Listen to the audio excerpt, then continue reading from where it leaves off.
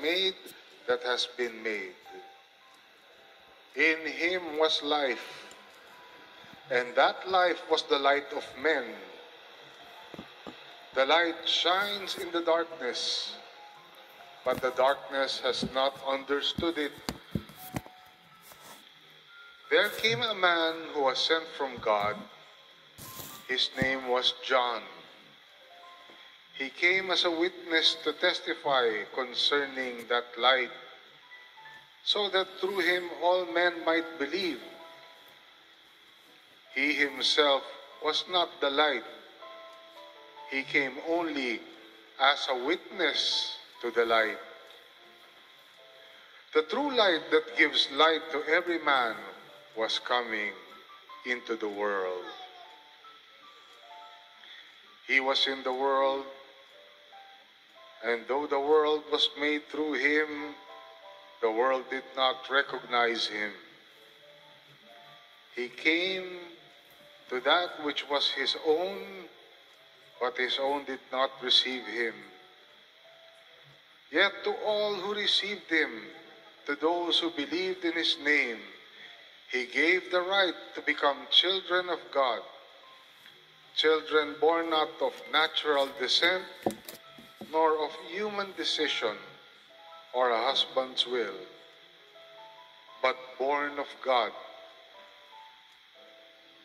The Word became flesh and made his dwelling among us. We have seen his glory, the glory of the one and only, who came from the Father, full of grace and truth. Purihin natin ang Diyos. Purihin natin Ating mga ka-prayer partners dito po sa Amvel at sa buong mundo. Nais ko pong ipagbigay bahagi ang ilan sa mga himala na ipinaranas sa akin ng ating Panginoon. Ako po, si Sister Michelle Sabehon, isa po sa mga miyembro ng El Shaddai Gospel Music Ministry. Alam niyo po, noong taong 2016, nang makaranas po ako ng aksidente sa aming tahanan. Ako po ay nasa kahimbingan pa ng aking tulog nang marinig ko po ang tunog ng doorbell mula po sa ibaba ng aming tahanan. Yun po pala ang aking brother husband na nasa labas mula sa kanyang dawn mass duty. Alam niyo po, sa pagmamadali ko, nagkamali po ako ng hakbang. At alam niyo po, padaus-dus po akong nahulog sa hagdan. Mula po sa ika-10 baitang, umabot po ako hanggang ika-3. Wala po akong kasama ng mga oras na iyon dahil ang aking pong mga anak ay nasa school na lahat. Unti-unti ko pong itinayo ang aking sarili, nagpahinga at pinagpatuloy ang mga gampanin ko sa aking bahay at bilang lingkod. Ngunit nang sumunod na araw sa aking pagising, nagulat na lamang po ako dahil may malalaking pasana ang aking likod at balakang. Nakakaramdam na rin po ako ng pagsakit sa aking katawan. Pero di pa rin po ako nagpatinag at nagpatuloy pa rin ako sa aking mga gampanin. Hanggang sa sumunod na mga araw, dito na po ako tuluyang nahirapan. Hindi na po ako makakilos nang hindi nakakaramdam ng napakatinding sakit sa katawan na di ko po maipaliwanag. Pati po ang aking paghinga ay apektado na rin po. Kaya dali-dali po akong sinugod ng aking pong brother husband sa hospital. And along the way, nananalangin po ako sa aking isip, telling God, Lord Jesus, please remember me, your servant. Lord Jesus, help me po. Nakarating po kami sa emergency. Dinala po ako sa X-ray CT scan room. Kasama po ang doktor at isang nurse. Patuloy po ako sa pananalangin at pagpapaalala sa Panginoon sa kanyang mga pangako para sa akin, that by His stripes and through His blood, I am healed. At sabi po sa Salmo 34 verse 19 and 20, though mahaba po ito, pero ito po yung aking tinandaan, that God's people may have many troubles, but the Lord will deliver from them all. He protects all His bones, and not one of them will be broken. Amen. And not one of them will be broken. Amen. And not one of them will be broken. Ito po ang Amen. itinatatak ko sa aking panalangin. Alam niyo po, unang himala na aking naranasan mula po sa room kung saan na napakalamig. Dahil sa aircon ay bigla po akong nakaramdam ng init na parang bumalot sa aking katawan. Narinig ko po ang doktor na nagsabi sa akin, huminga ka ng malalim. Ginawa ko po at nagulat po ako dahil ang luwag na po ng aking paghinga. Ikalawang himala, inutusan po niya ako na tumayo sa akin pong itsura mula po sa wheelchair dahil kailangan daw pong i-x-ray ang buo kong katawan. Unti-unti ko pong hinakbang ang aking mga binti at paa mula po sa pagkaupo. Alam niyo po, nagawa ko pong tumayo ng mahigit 10 minuto na walang nararamdaman na sakit o pagkirot sa aking katawan. Hallelujah! Praise God! Lumabas po ako ng kwarto na iyon na ako na po ang nagtutulak sa wheelchair na nagdala sa akin doon sa room na iyon. At alam niyo po, natatandaan ko pa po ang reaksyon ni Brother Noel nung nakita niya akong lumabas sa room. Mahigpit niya akong niyakap. Sabing, salamat Yahweh El Shaddai. Amen. Praise God. Ikatlong himala, nang basahin na ng doktor, ang resulta ng x-ray, CT scan, sabi po ng doktor, wala kang fractured meniscus. At walang anumang nakita sa iyong katawan Amen. na nakaapekto mula sa aking pagkahulog sa Praise hagdan. God. Salamat sa mga Amazing pangako ng Diyos na palagi niyang binibigyang katuparan sa ating mga buhay. Praise God. Sa Diyos ang kapurihan. Amen. Purihin ng Diyos. Praise God. Purihin ang Panginoon. Amen, amen, Lord. Bilet Velarde at sa Velarde family. Maraming salamat sa Diyos sa isang pribilehiyo na naman ay binigyan niya upang ang mga lingkod niya sa music ministry po ay makapagbahagi ng kabutihan ng Diyos. Very significant po ang araw na ito, December 9, para po sa akin. Dahil ito po yung araw po na nakapag-decide po ako na hindi naman talikuran pero hindi ko po ginrab po yung opportunity po abroad. December 9, 2002, dapat po ay kami po ng aking grupo, dahil may grupo po ako sa banda noon, nung ako po ay medyo ano pa lang po dito sa gawain, very early, no, dito sa gawain. 2002. Nung time po na yon, yung aking manager at ang aming grupo po ay nagkaroon po ng pagkakataon na magkaroon ng isang Asian tour po at medyo matagal po kaming mawawala. That time po ay tanggap na po ako as Gospel Music Ministry member. Noon po ay umaawit na po ako dito, pero merong pang mga gig pa rin po noong mga panahon na yon. Hanggang po, sabi sa amin ng punong ng manager namin, magkakaroon nga po kami ng Asian tour. At nung time po na yon, very excited. White Christmas, ito na po yung naisip ko na White Christmas. Kasi, ibibigay po ng aming manager yung pong isang kontrata na medyo may kalakihan po kung amin pong pupuntahan. So, nag-ano po ng process ng mga papeles at salamat sa Diyos na po-process naman po. Meron na ho kaming visa noon, mga kapatid. Sa ika-6 na buwan ko ho, going to 6 months po as music ministry members po. Nagkataon po na sinama po ako sa misyon sa Asia. Ito po ay sa bansang Hong Kong. Ngayon po, kailangan ko pong mamili kung saan. Kasi ang nangyari po ay, yung passport ho namin ay kinuha na ng agency. At ako po ay pumirma na rin po ng kontrata para po doon sa Asian tour na yon, na ilang buwan po ako mawawala. Hindi ko ho malaman kung bakit ho, sabi ko nga sa sarili ko at saka po sa aking mga kasamahan, White Christmas na, pero hindi ho ako masaya noong mga panahon na yon. Kahit po nakapirma na ako ng kontrata, alam ko na ho ang monetary po napapasok po sa akin pagkatapos po ng Asian tour na yon. Hindi ho ako masaya. Nagkakaroon ho ako ng kalungkutan. Ang aming pong flight noon ay December 9. Kaya nung nalaman ko ho na ako po ay isa sa magpapatotoo ngayong gabi, sabi ko sa Lord, Lord, ano po ang papatotoo ko? Halos lahat naman po kasi kapag sa aming pong programa, sa 2 to 4, ay nakakwento ko na rin po sa lahat kung ano po yung mga biyayang ibinigay niyo po sa akin. December 9, pinaalala sa akin ng Lord. December 9, nung mag-desisyon ka na huwag umalis at piliin mo umawit sa ating dakilang Yahweh El Shaddai.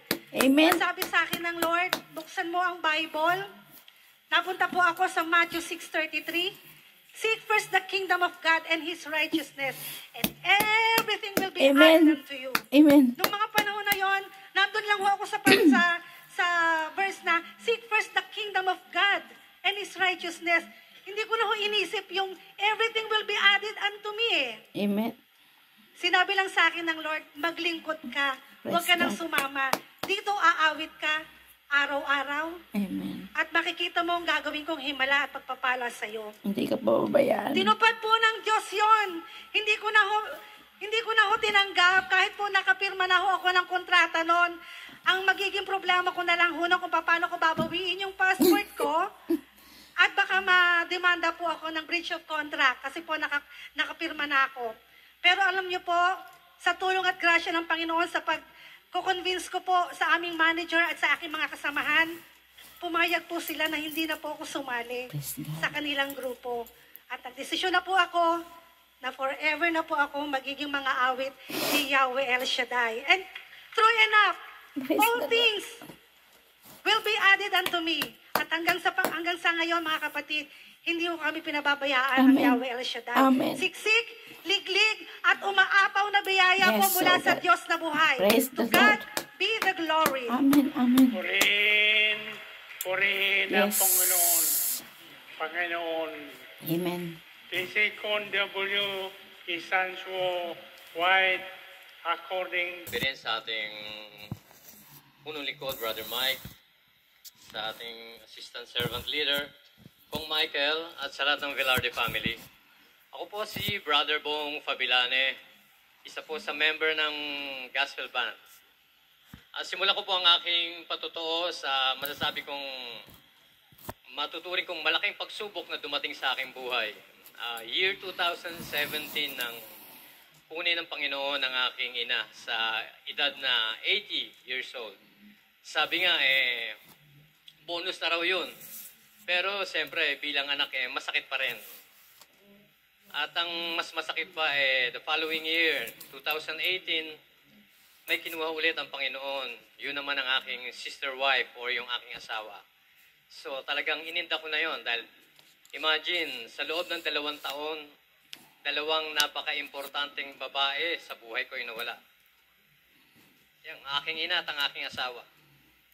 So kumbaga, sila yung kasama ko sa buhay araw-araw. Sila yung katuwang ko sa buhay at sila rin yung masasabi kong isa sa dahilan kung bakit patuloy akong lumalaban sa buhay at patuloy na naglilingkod. Pero sa kabila ng lahat ng yon ay hindi ko sinisi ang Panginoon bagkus pinagpatuloy ko yung aking paglilingkod sa Panginoon at tiningnan ko yung bilang isang malaking hamon o malaking pagsubok sa aking paglilingkod dito nga sa ating ubasan. At ayon sa aking mga naririnig noon sa mga pangaral ng ating punong lingkod at ang mga ngaral na sa ating paglilingkod ay kalakip na ang mga pagsubok na dumarating sa ating buhay. Pero kapag napagtagumpayan naman natin ang lahat ng pagsubok na yan ay may kalakip na pagpapala. At napatunayan ko po yun, totoo po yun. Mula after nung kunin ng Panginoon ng aking sister wife, ay may masasabi kong isang malaking pagpapala para sa akin na dumating. Talagang para sa akin. Sa iba siguro ordinaryo na lang pero para sa akin napakalaking pagpapala. ang nakarating ako ng bansang Israel nang wala akong ginastos talaga. Although di kami nakapag-mission. Pero, yung marating mo ang biological place ng ating Panginoong Jesus ay napakalaking pagpapala para sa akin. Amen. Yung malakaran mo, yung lugar kung saan naglakad ang Panginoong Jesus. Amen. Mapuntahan mo kung saan siya nangaral, kung saan siya ipinako, at kung saan siya ihiniga noong ibinapak siya sa krus. Amen. Napakalaking pagpapala para sa akin yun. Na hanggang sa ngayon ay tinitreasure ko yung blessing na yun. Then after nun, patuloy ako sa paglilingkod at dumating yung time ng pandemic, nakita ko na naman yung masasabi kong malaking blessing na dumating sa akin sa kabila ng mga pagsubok na dumating. Dumating yung alam natin kung gaano kahaba yung period ng pandemic na yan. Pero ni isa sa aking pamilya, sa aking mga anak, mga apo at sa akin mismo, ni isa sa amin walang dinapuan ng anumang sakit. Praise God.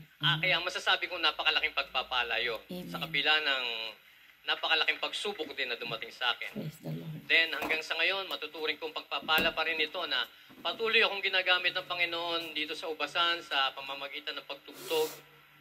At hindi lang yon. Sa ngayon ay ginagamit niya rin ako bilang tagapagbigay ng mga formation sa kapwa ko, musicians dito sa gawain, sa iba't ibang PFCC at mga provinces. So lahat ng yan ay masasabi kong napakalaking blessing, pagpapala sa kabila ng napakalaking pagsubok na dumating sa akin. Sabi nga sa mensahe ng awiting Whispering Hope, sa kabila ng mga kalungkutan na dumarating sa atin, ay merong hope or pag-asa na nakalaan. Basta patuloy lang tayong kumapit at manalig sa ating Panginoong Yesus. Kaya lahat ng papurit, parangal at pasasalamat ay binabalik ko sa ating Panginoong Yesus. Amen. To God be the glory. Praise the Lord. Purihin ang Panginoon. Amen. Brother Mike, Sister Belen, ganun din sa kanyang mga mahal sa buhay. And brothers and sisters, magandang gabi po sa inyong lahat. Brother John Ako Pablo. po si Brother Pablo F. Antonio Jr. or mas kilala nyo as Brother Jun Pablo po. Naglingkod bilang mga awit ng ating Panginoon sa Gospel Music Ministry for almost 3 decades po. Wow. So napakahaba po. Kaya awatin niyo po si Brother Ed. 30 years po yung ginawa ng Lord para sa akin. Napakabuti po ng ating Diyos. Sabi nga doon sa awiting na yun, may mga wishes tayo sa ating buhay.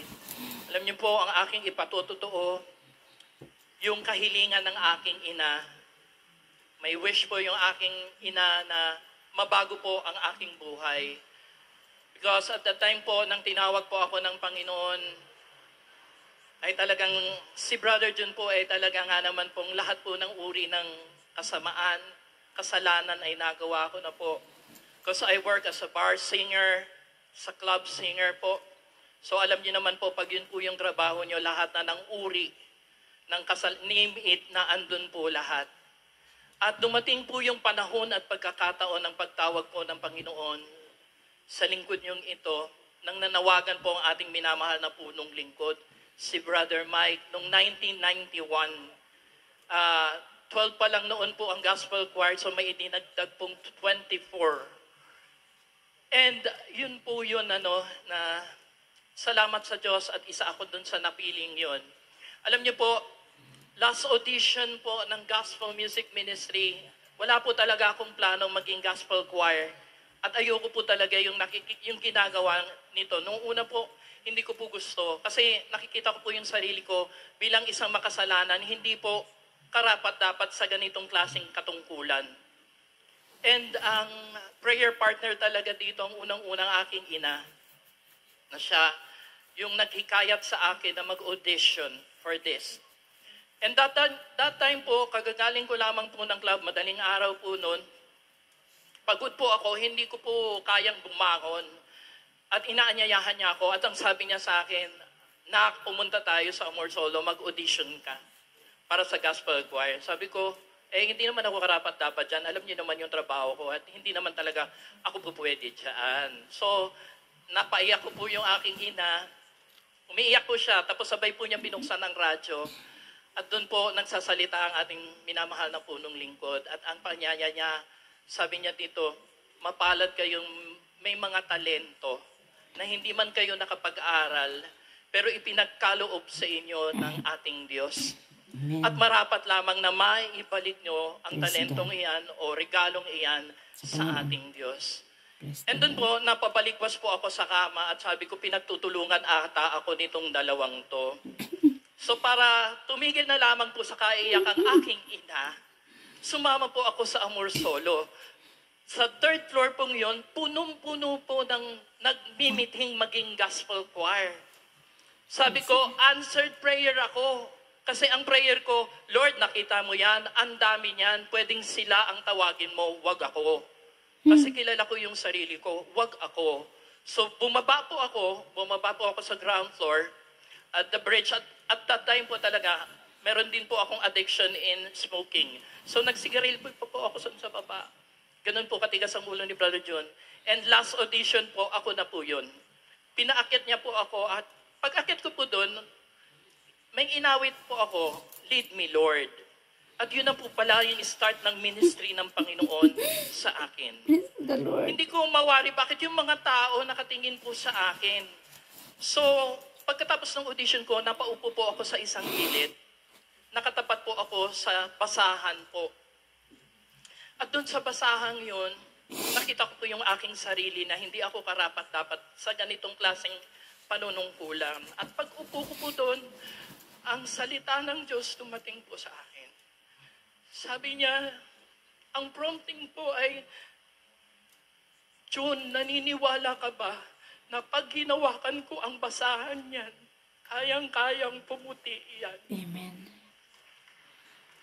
And that was the time Praise na yung heart ko na empty, na punong-puno po ng biyaya ng Panginoon. Amen, kagalakan. Sabi ko, ano to yung nangyayari sa akin? Hindi ko naiintindihan to.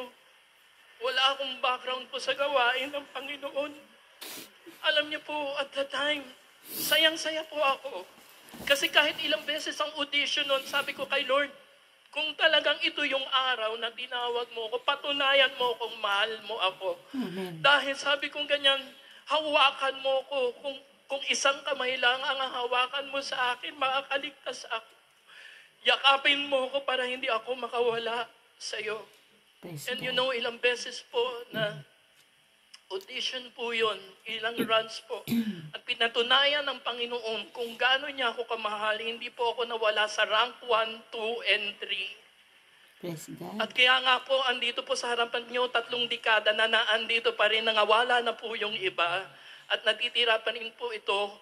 Kaya hayaan niyo sa mga oras na ito, ipagbigay pasasalamat ko rin sa Amen. ating minamahal na punong lingkod. Yes, Na Lord. ipinakilala niya sa bawat isa sa atin ang ating Yahweh El Shaddai. Amen. Amen. Na siyang naging pag-asa sa mga taong makasalanan. Amen. Na siyang nagpala sa ating buhay. Amen. Katulad ng awiting yon, may mga wish ang mga magulang sa atin. At alam niyo po, wag po kayong tumigil mga magulang kung may mga wish po kayo sa inyong mga anak.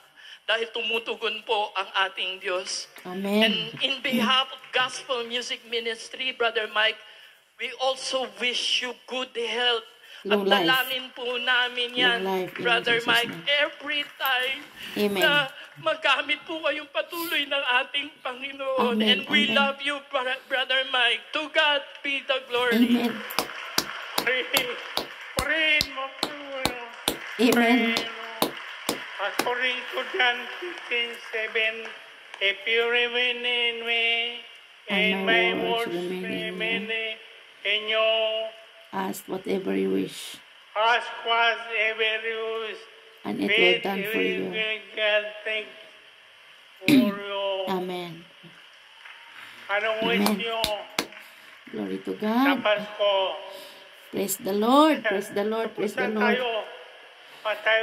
Yes, Tayo Lord. na kayo. Yes, Lord. Tatapong ko sa my wish. My wish is a perfect Christmas. My wish is a perfect Christmas.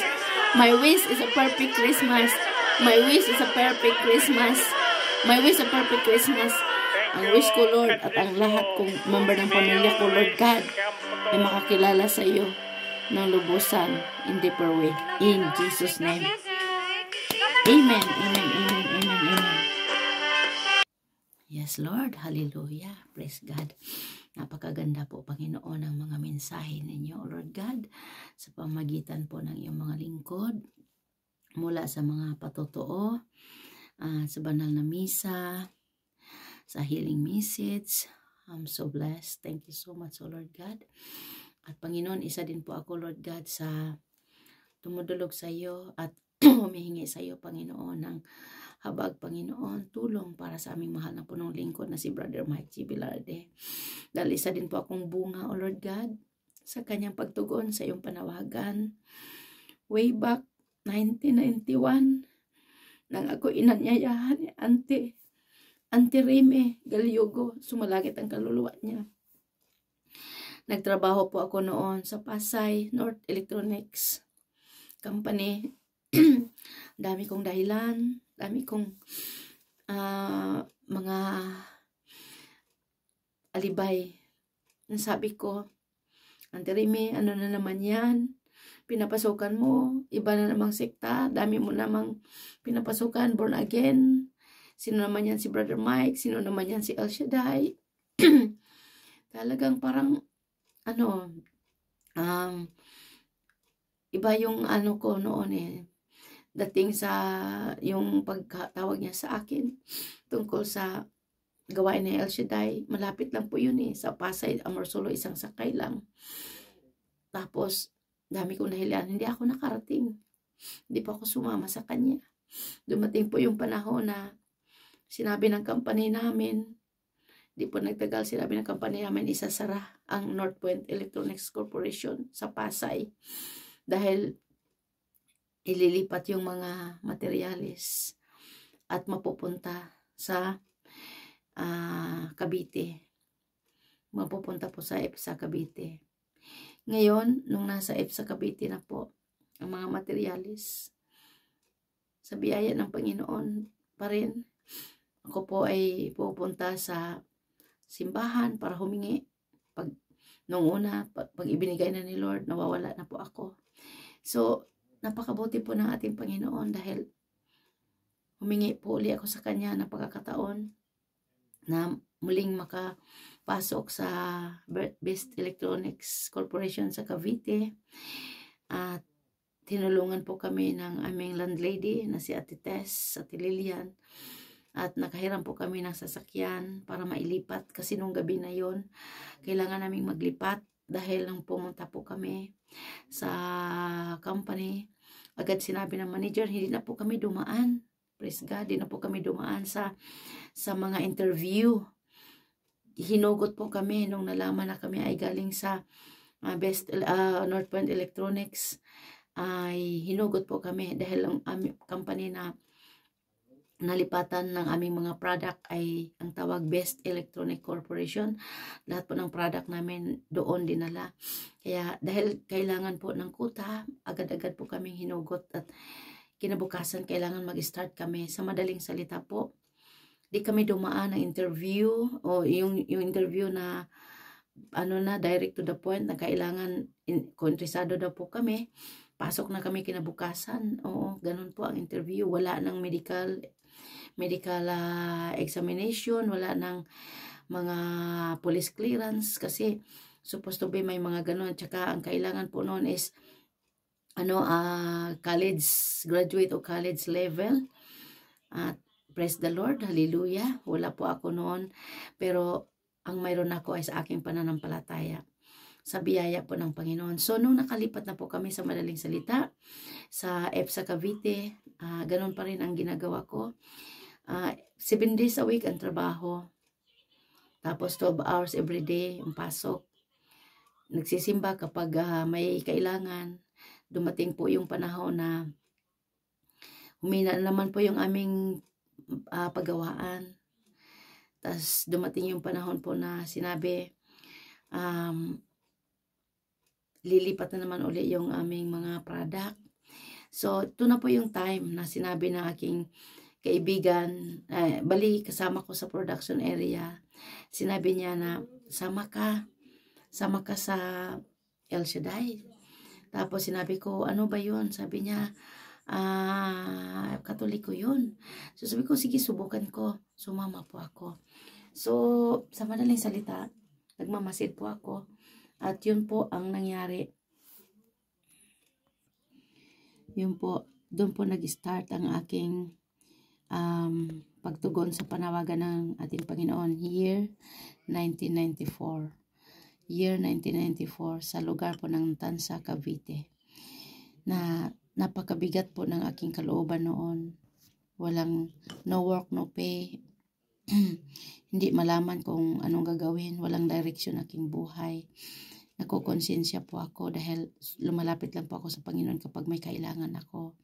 Nagsisimba. So, nung nagsalita po ang disciple, nangusap po ang disciple, talagang parang ako po ang pinatatamaan. Nung time na yon, it was Holy Week po yon. Hindi po ako nagpatumpik-tumpik at nagdadalawang isip. Humanap po ako ng pari para mangumpisal kasi yun po ang aking natutunan doon sa preaching na kapag tayo ay gustong lumapit at magbalik loob sa Panginoon, kailangan nating mangumpisal. So, nangumpisal po ako. Dahil po noon ay Holy Week, ang haba ng ang pila. So, sabi po ni Father Ining, kasi I was, lang po noon 23 o running 24 years old yata. Bata pa po ako noon. So, ngayon, sabi niya, bumalik daw ako ng ganitong araw, ganitong oras, dahil kailangan ko po ng counseling. Sa madaling salita, sumunod po ako sa sinabi ni Father. Yun nga po, na-counseling po niya ako. Doon mismo sa opisina niya. Lahat sinabi ko kay Father. At ako yung umiyak noon. Para ako nabunutan ng tinik sa kanyang mga payo sa akin at panalangin. At hindi po nagtagal nung ako po ay nakapangumpisal. Ilang buwan po, I think May, April po yon. Nangumpisal ako, kung hindi April, March 1995. May 1995, parang may nag-udyok sa akin na pumunta ako ng Makati sa mga agency ng aking kasama sa boarding house na nakaalis na. Dahil yung mga kasama ko sa boarding house, nag-El Shaddai, hindi ko alam. Kasi panggabi po sila pala nag-a-attend sa Lunita. So ngayon, sabi ko, ganun pala. Kaya narinig ko po marami ng mga nagpatotoo doon sa Tansa Cavite na nag-attend ako ng El Shaddai na sila ay tinugon ng Panginoon. So sinubukan ko pong pumunta sa agency sa may Makati. Glory to God, glory to Christ Jesus. Hindi ko po akalain na nung araw na yon mayroong job order. Nandoon po yung mag-i-interview. Ito po ang Sampo Technology Corporation. Sa madaling salita po, mga kapatid, hallelujah. Glory to God, glory to Christ Jesus. Paiksiin ko na lang po. At alam nyo po, hindi ko po akalain na ma-interview po ako ng araw na yon. At kinabukasan, bumalik po kami. Dahil sabi po ng aming agency, bumalik ang lahat ng mga na-interview para malaman kung sino ang naselect. Kasi yun po, ang mga nag-interview sa aming mga Taiwanese ay doon po natulog. Ewan ko kung sa agency natulog o sa hotel. Kasi sabi magdamag daw po yun na tiningnan kasi kailangan ng tauhan. Dami po naming mga aplikante, I think mga 500 to 600, pero ang selected lang po, ang kailangan lang po nila is 138 ata yun, babae o lalaki. So hindi ko po akalain, sabi ko, kung kalooban ni Lord na ako yung mas-select, mangyari ang kalooban niya. Kasi ang mga kasamahan ko po is mga degree holder, narinig ko, mga engineers, mga nagtatrabaho po sila sa bangko. So sa madaling salita, kinabukasan bumalik po ako.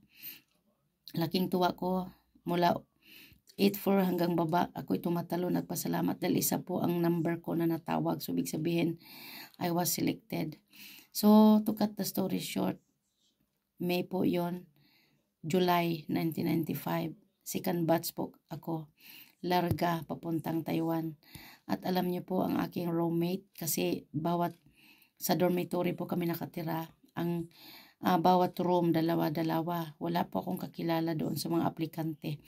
Yung katabi ko po sa eroplano na ang pangalan ay Gloria, siya po ang naging partner ko, kaya ang tawagan namin partner. Taga ano po siya taga Pasig. Sabi ko, hello, miss, sabi ko po noon sa kanya, may partner na po ba kayo doon sa ano? Sabi niya, wala. Sabi ko, ay ganun ba? Kasi sila narinig ko, may partner sila sa kwarto. Pwede ba tayo ang mag-partner? Tapos sabi niya, oo. So yun, ayan si Gloria, ano yun, engineer yun. Engineer po ang natapos noon. So hindi po niya alam na doon ko na lang sinabi sa kanya na ako'y high school graduate lang. Kaya salamat po sa Panginoon. Marami pa po akong gustong i-share pero medyo mahaba na po ito. Sa susunod na lang po yung iba. Sa Diyos ay walang imposible. Kahit wala ka mang pinag-aralan. Subalit kung may magandang plano ang Diyos sa buhay mo at nakipag-isa ka sa plano niya, talagang tutulungan ka niya na makamit mo yung plano ng Diyos sa ating buhay. Kaya sa Diyos ang kapurihan at ako'y nagpapasalamat ng lubusan unang-una sa ating Diyos na buhay, sa ating punong lingkod na si Brother Mike G. Velarde. Dahil kung hindi dahil sa kanya, hindi ko alam ang direksyon ng buhay ko, namumuhay ng walang direksyon, namumuhay sa kadiliman, namumuhay po sa kasalanan. Subalit sa salita ng Diyos sa pamagitan po ni Brother Mike ay nagkaroon po ng kaliwanagan ng aking isip at puso at direksyon ng aking buhay. At salamat po sa Diyos. Unang-unang blessing na aking natanggap sa Panginoon ay ang kanyang kapatawaran. Dahil nung ako ay nangumpisal, ang gaan-gaan po ng aking kalooban. Yes po, confession and counseling po yun. Mahaba po ang ilang, siguro 45 minutes o 1 hour. So salamat po sa Diyos dahil sa Sacrament of Confession ay natutulungan po tayo. Hindi lamang po sa material thing, kundi higit sa lahat ang spiritual. So maraming salamat. Yung iba po na kabuang kwento ng aking patotoo sa susunod na lang. So maraming salamat sa lahat po na nanonood. Pagpalain din po ang inyong mga kahilingan. Pagpalain din po ang inyong mga mithiin sa buhay, ang inyong pamilya. In Jesus' name, Amen. Amen. Salamat po.